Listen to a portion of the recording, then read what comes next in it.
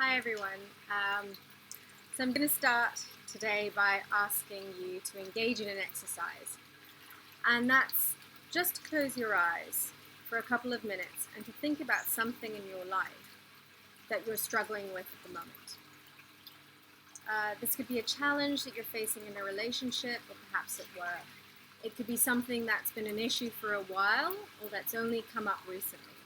But either way, I want you just to take a couple of minutes right now and close your eyes and focus in your mind on that personal challenge. And consider, as you're thinking about it, what feelings arise in your body, what sensations you experience as you think about this challenge you're going through, and what thoughts you also might have that accompany it.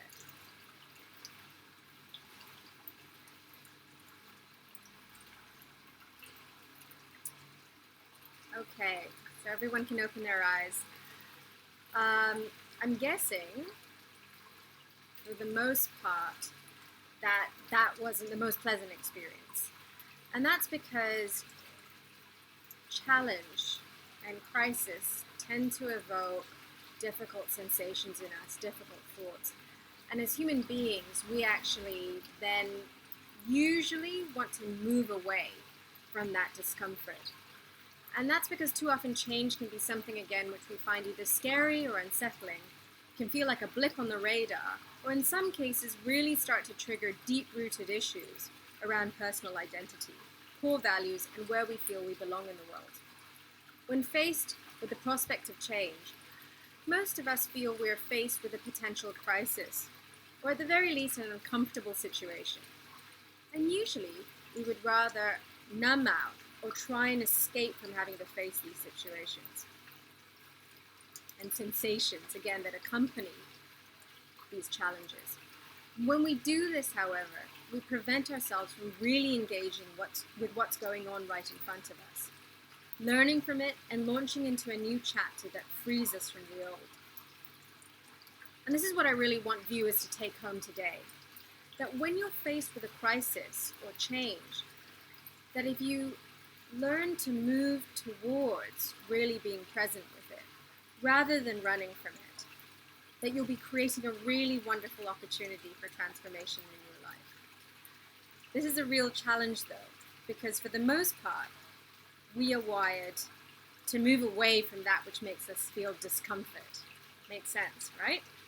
And Freud was actually famous for saying that he believed all human beings were organized around pain avoidance.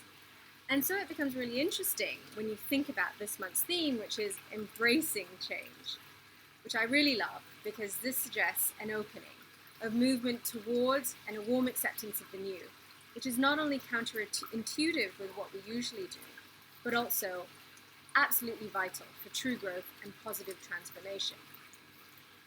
TCKs provide an interesting sample of the community when we begin to think about embracing change. And that's because essentially they are born into change.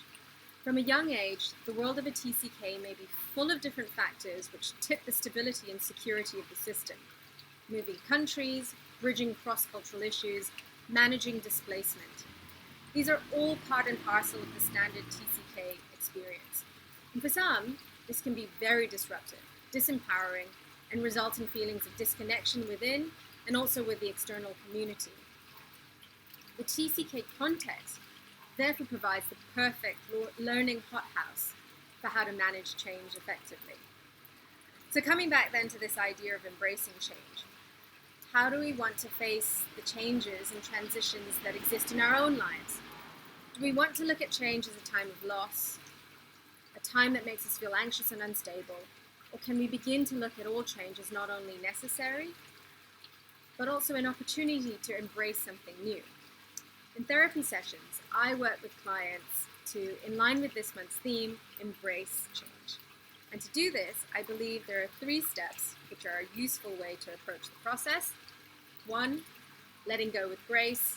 2, being present with the process. And 3, moving towards what inspires you.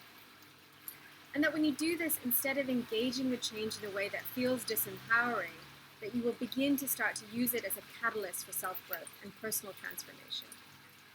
Crisis, interestingly, has its origins in the Latin root for choice, and being at a crossroads with the opportunity to choose.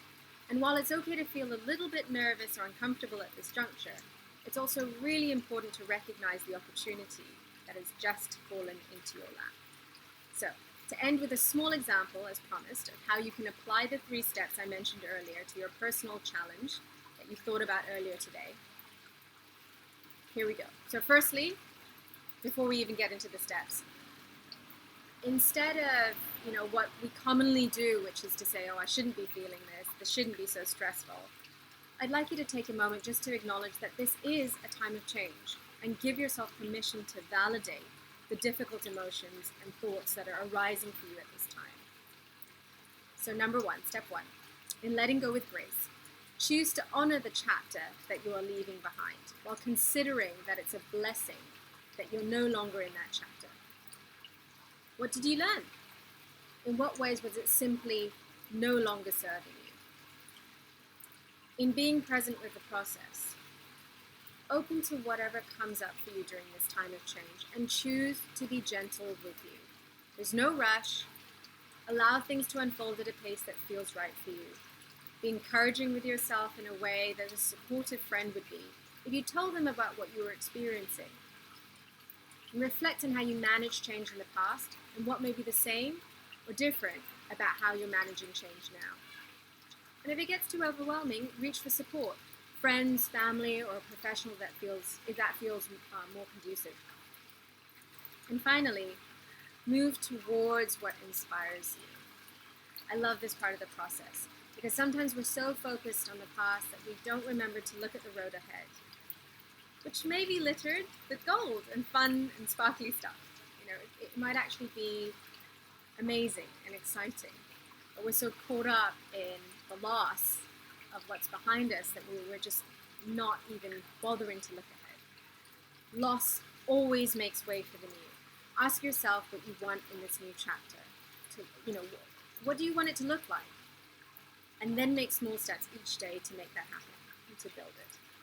And with that, I'll leave you with a quote by one of my favorites, Holocaust survivor Viktor Frankl, who believes that we always have a choice in how we face any situation. He says, between stimulus and response, there is a space. In that space is our power to choose our response. And in our response lies our growth and our freedom. Thanks for your time today. And here's wishing you all the courage and compassion to embrace the changes and challenges that are in your life and the road ahead.